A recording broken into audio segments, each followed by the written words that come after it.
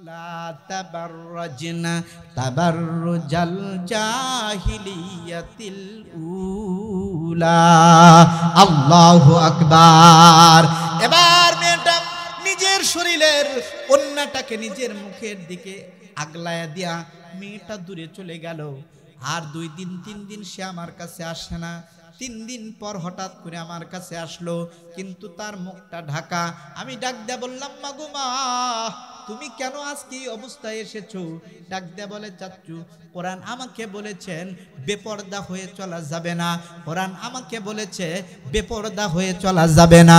ও মা, তোমার কাছে আবদার করে যাই মা, তুমি কেন পর্দা করো না? তোমার মেয়েটাকে কেন পর্দাশীল বানাও না? তুমি কেন পর্দার শিক্ষা করো না? তোমার মেয়েটাকে কেন পর্দার শিক্ষা দাও না? কেননা আজকেরকার বর্তমান সময়ের মধ্যে মা যদি তার সন্তানকে দিনদার বানাইতে চায়, দিনদার হওয়ার জন্য বড় পরিবেশ সুন্দর করে খুলে দিছে আজকের মাদ্রাসা। জোরে বলেন কথা ঠিক কিনা? কোরআনের সাথে মহব্বত বাড়াইতে চায় রে যুবক, কোরআনের সাথে মহব্বত, কোরআনের সাথে ভালোবাসা জমানের কারণে এবার হাজী সাহেব ডাক দিয়ে বলতেছেন, মা আমি বুঝতে পারছি মা গো মা, তুমি কোরআন শিখতে চাও, মনে রাখো আমার যদি জীবনে চলে যায় তারপরেও তোমাকে কোরআন শেখাবো, আমার এতে কোনো আপত্তি নাই। এবার আমি তাকে ছোট্ট থেকে আলিফ বা থেকে শুরু করে আমি আপনার মেয়েটাকে কোরআনে কারিম তেলাওয়াত শিখাইছি। আপনার মেয়েটা বড় বুদ্ধিমত্তা, আপনার মেয়েটা বড় বুদ্ধিমতী, সে অত্যন্ত গ্র্যাজুয়েট ছাত্র। অল্প দিনের ভিতরেই কোরআনে কারিমের তেলাওয়াত শুদ্ধ করে শিখে ফেললো। আমি তাকে কোরআনে কারিম তেলাওয়াত শোনাইলাম, বারবার করে কোরআনে কারিম তেলাওয়াত শোনাই, সেও আমাকে তেলাওয়াত করে শোনায়। এইবার 1 থেকে শুরু করে দিয়েছে, আলিফ লাম মিম যালিকাল কিতাবু লা রাইবা ফি। তেলাওয়াত চলতেছে চলতেছে চলতেছে, চলতে চলতে আয়াত এসে গেল, আলা তাবাররাজনা তাবাররুজাল জাহিলিয়াতিল উলা। আল্লাহু আকবার। এবার মেয়েটা নিজের শরীরের ওন্নাটাকে নিজের মুখের দিকে আগলায়া দিয়া মেয়েটা দূরে চলে গেল। আর 2 দিন 3 দিন সে আমার কাছে আসে না। 3 দিন পর হঠাৎ করে আমার কাছে আসলো, কিন্তু তার মুখটা ঢাকা। আমি ডাক দিয়ে বললাম, মা গো মা, তুমি কেন আজকে এই অবস্থায় এসেছো? ডাক দিয়ে বলে, চাচ্চু, কোরআন আমাকে বলেছেন বেপরদা হয়ে চলা যাবে না।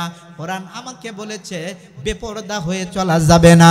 ও মা, তোমার কাছে আবদার করে যাই মা, তুমি কেন পর্দা করো না? তোমার মেয়েটাকে কেন পর্দাশীল বানাও না?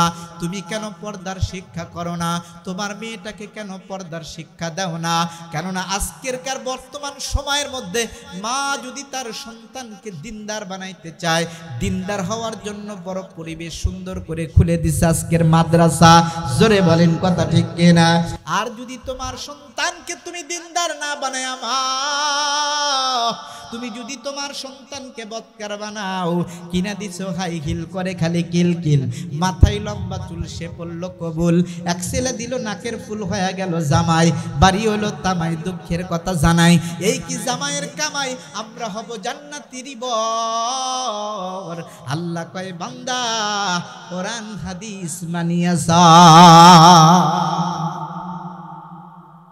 মেয়েটা এবার পর্দা শুরু করেছে।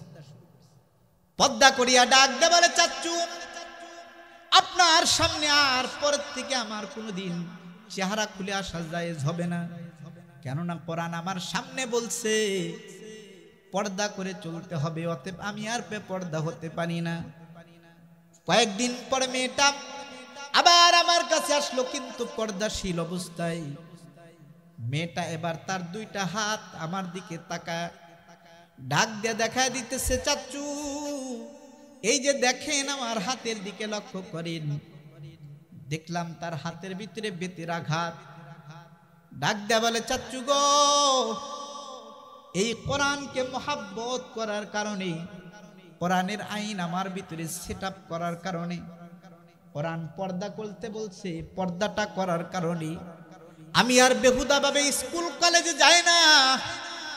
আমার সোসাইটিতে ঘোরার জন্য যেই বেগানা পোশাক আমাকে দেওয়া হয়েছে তা আমি পরি না, এই অপরাধে আমার বাবা আমার শরীরের মধ্যে বেতের আঘাতে আঘাতে জর্জরিত করে দিচ্ছে। অপরাধ একটাই, আল কোরআনকে মহাব্বত করার কারণে আজকে ফিলিস্তিনের মুসলমান বড় নির্মম নির্যাতনের মধ্যে পড়ে গেছে।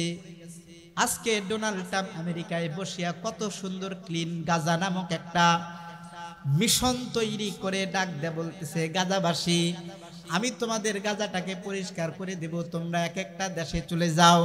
গাজার মানুষ এবার ডাক দেয়া বলে, না না না, জন্মভূমি গাজা, মরলেও গাজাতে বাঁচলেও গাজাতে, এই গাজা ফিলিস্তিনি থেকে আমাদেরকে সরাইতে পারবে না। আমিও এইটাই বলি, যেই জায়গায় আল্লাহ তাআলা অসংখ্য গণিত পয়গম্বরকে পাঠিয়ে যেই জায়গায় ধন্য করেছেন, যেই জায়গায় বিশ্ব নবীকে পৌঁছায় দিয়া ধন্য করেছেন, ওই গাজাকে ওই কাফের বেঈমান ডোনাল্ড ট্রাম্প বিশাল বড় একটা ব্যবসার প্রতিষ্ঠান খুলতে চায়। খোদার কসম করে বলি, গাজাবাসীর এক কথা, জীবন থাকতে এই মিশন কোনোদিনও পূরণ হতে দেওয়া হবে না। বাংলার 200 কোটি মুসলমানের এই আওয়াজ হওয়া দরকার, গাজাবাসীর সঙ্গে একমত। কাফের বেঈমানের কখনো কোনো প্রকারের সিদ্ধান্ত গাজার উপরে চলতে পারে না। আওয়াজ দেয়া বলেন কথা ঠিক কিনা? এ মুসলমান ইমানদার, ফিলিস্তিনের মুসলমানদের উপরে নির্যাতনের একমাত্র কারণ হলো মুসলমানিত্ব অর্জন করার কারণে তারা বেপরদা হয়ে ঘুরতে চায় না, তারা কোরআনের বাহিরে কথা বলতে চায় না, কোরআনের বাহিরে কাজ করতে চায় না।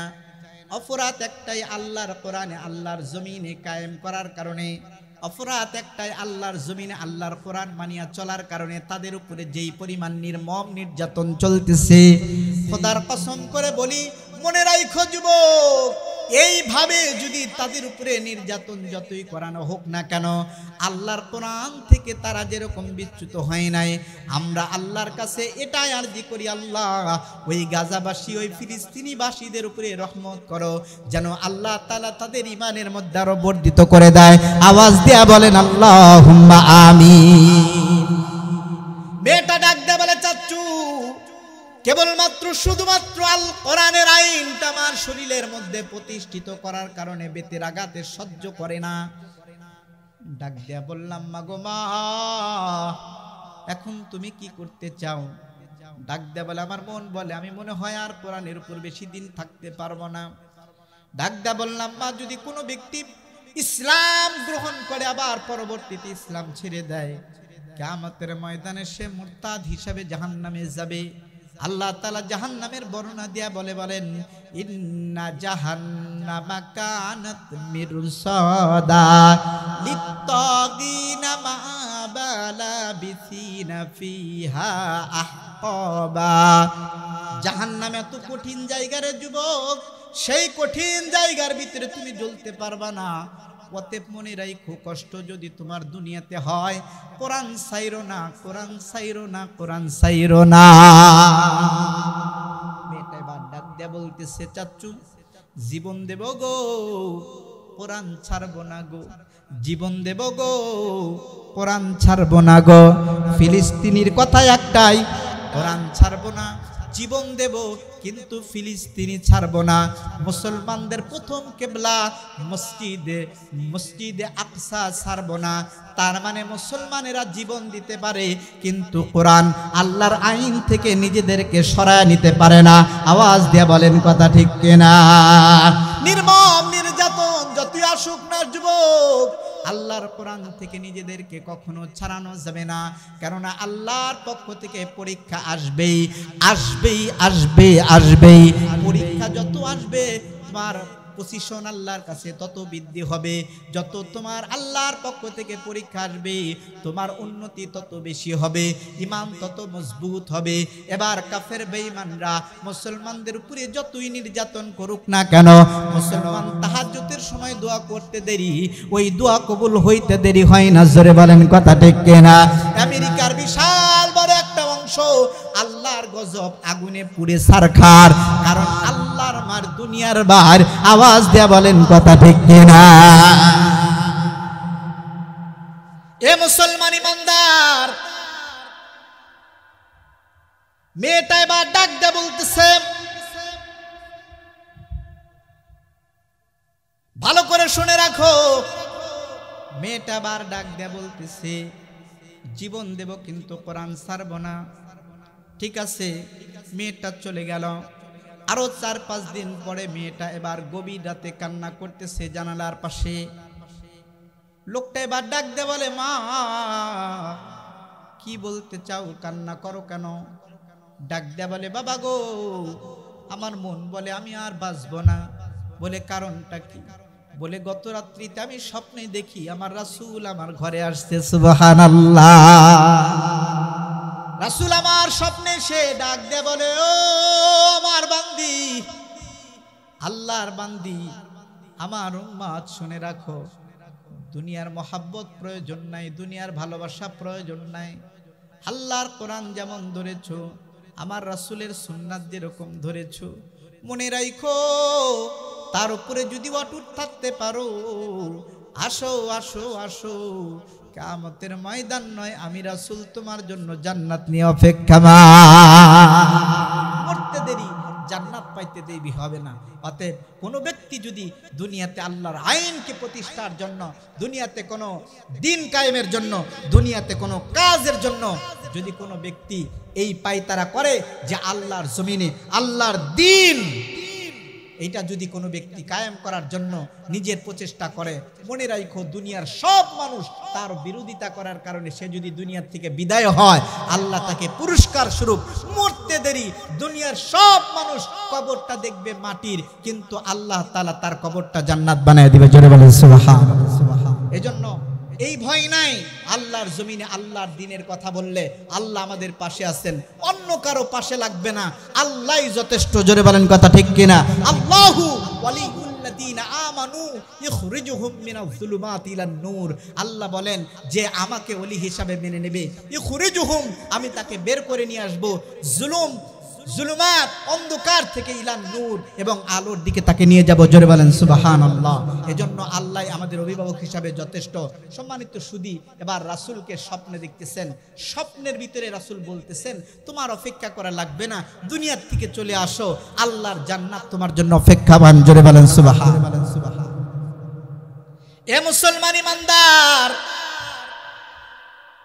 আল্লাহর জান্নাত বান্দির সামনে উপস্থিত। বান্দি এবার চোখের পানি ছেড়ে দিচ্ছে, ডাক দেয়া বলে, চাচু আমি মনে হয় আর বাঁচবো না, আমি দুনিয়ার থেকে বিদায় হয়ে যাব। আমি আমার মনের দুঃখের কথা কারো কাছে বলতে পারি না, কারণ আমার ঘরে মা নাই।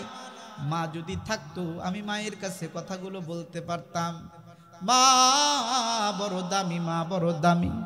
মা যদি কোনো ঘরে না থাকে যুবক, ওই ঘরটা কেমন যেন একটা অন্ধকার হয়ে যায়। 100 পাওয়ারের বাল্ব যদিও জ্বলে, কিন্তু মা না থাকলে সংসারটা অন্ধকার। জোরে বলেন কথা ঠিক কিনা? এজন্য যুবক তোমাদের কাছে আবদার করে যাই রে ভাই, যদি মা বাবা বেঁচে থাকে সম্মান করো, ইজ্জত করো। আর যদি মা বাবা দুনিয়ার থেকে বিদায় হয়ে যায়, তাহলে তাদের জন্য 7টা হক আছে, 7টা হক আদায় করবা। আল্লাহ তাআলা তোমাদেরকে কবুল করে নেবেন। জোরে বলেন আমিন। হে মুসলমান ইমানদার, এবার ওই যুবতী ডাক দেয়া বলতেছে, চাচু আমার মা যেহেতু ঘরে নাই, আমি কার কাছে দুঃখের কথা বলবো? কিন্তু মনে রাখো, আমি যখন তাহাজ্জুদের নামাজে দাঁড়ায় যাই, আমার মাওলার সঙ্গে সব দুঃখের কথা বলি, আমার মন বলে আমার মাওলা সব দুঃখের কথা শুনে আমারে সাহায্য করতে চায়। এবার মেয়েটা ডাক দেয়া বলে, চাচু গো আমি আর বেশি দিন বাঁচবো না, হয়তো জীবনের শেষ বিদায় আপনার সঙ্গে কথা হলো। মেয়েটা চলে গেল। 2 দিন পরে দেখলাম বাড়িটা একদম নীরব নিস্তব্ধ। বুঝতে পারলাম বাড়িতে কোনো অঘটন ঘটেছে। আমাকে উপরে যাওয়ার কোনো অনুমতি নেই, তাই আমি বুঝতে পারলাম না। কিন্তু লোকের কানা গোসায় বুঝতে পারলাম বাড়ির মালিকের মেয়েটা দুনিয়ার থেকে বিদায় হয়ে গেছে, কিন্তু সে যে আমার হাতে কালেমা পড়ে মুসলমান বলার মতন সাধ্য আমার নাই, তাহলে আমার অবস্থা খারাপ করে দেবে। আমি কিছুই বলতে পারলাম না। এবার নামাজে দাঁড়ায় গেলাম, আল্লাহর কাছে ডাক দেয়া বললাম, আল্লাহ তারা যদিও তার কবরটা দেয় খ্রিস্টান পদ্ধতিতে, কিন্তু তোমার কাছে আবদার করে যায় আল্লাহ তোমার এই সাচ্চা বান্দিকে আল্লাহ তুমি জান্নাতুল বাকিতে ঠাঁই করে দিও। আওয়াজ দিয়া বলেন না সুবহানাল্লাহ।